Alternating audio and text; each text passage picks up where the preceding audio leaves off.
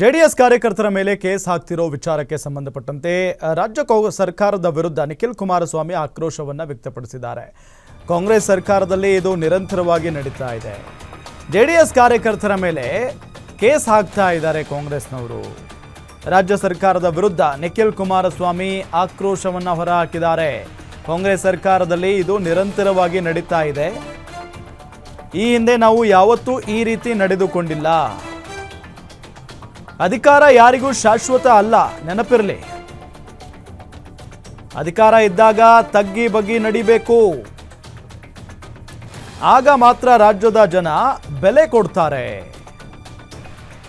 ಕಾರ್ಯಕರ್ತರ ರಕ್ಷಣೆಗೆ ಜೆಡಿಎಸ್ ಹಾಗೂ ನಿಖಿಲ್ ಇದ್ದಾರೆ. ರಕ್ಷಣೆಗಾಗಿ ಯಾವ ಹಂತಕ್ಕೆ ಬೇಕಾದರೂ ಹೋಗ್ತೀವಿ ಅನ್ನೋ ನಿಟ್ಟಿನಲ್ಲಿ ಮಾತನಾಡಿದ್ದಾರೆ. ನೋಡಿ, ನಿರಂತರವಾಗಿ ಕಾಂಗ್ರೆಸ್ ಸರ್ಕಾರದಲ್ಲಿ ಇವತ್ತು ನಮ್ಗೆ ತೋರಿಸ್ಬಿಟ್ಟಿದ್ದಾರೆ. ಅಡಿಪಾಯ ಹಾಕಟ್ಟವ್ರೆ. ಇವತ್ತು ಆಡಳಿತ ಪಕ್ಷಕ್ಕೆ ಬರ್ತಕ್ಕಂಥ ಮುಂಬರ್ತಕ್ಕಂಥ ಪಕ್ಷಗಳು ಇದೇ ರೀತಿ ನಡ್ಕೋಬೇಕು ಅಂತ ನಮಗೆ ತೋರಿಸವ್ರೆ. ಆದರೆ ಇಂದು ನಾವು ಯಾವತ್ತೂ ಈ ಥರ ನಡ್ಕೊಂಡಿಲ್ಲ. ಆದರೆ ಮುಂದೇನು ಮಾಡಬೇಕು ನಮಗೆ ಗೊತ್ತಿಲ್ಲ. ಆದರೆ ಒಂದು ಮಾತು ಹೇಳ್ತೇನೆ, ಅಧಿಕಾರ ಯಾರಿಗೂ ಶಾಶ್ವತ ಅಲ್ಲ, ಯಾರಿಗೂ ಶಾಶ್ವತ ಅಲ್ಲ.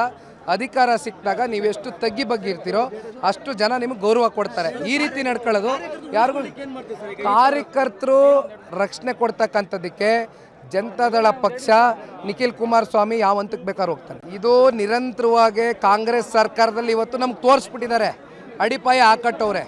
ಇವತ್ತು ಆಡಳಿತ ಪಕ್ಷಕ್ಕೆ ಬರ್ತಕ್ಕಂಥ ಮುಂಬರ್ತಕ್ಕಂಥ ಪಕ್ಷಗಳು ಇದೇ ರೀತಿ ನಡ್ಕೋಬೇಕು ಅಂತ ನಮಗೆ ತೋರಿಸವ್ರೆ.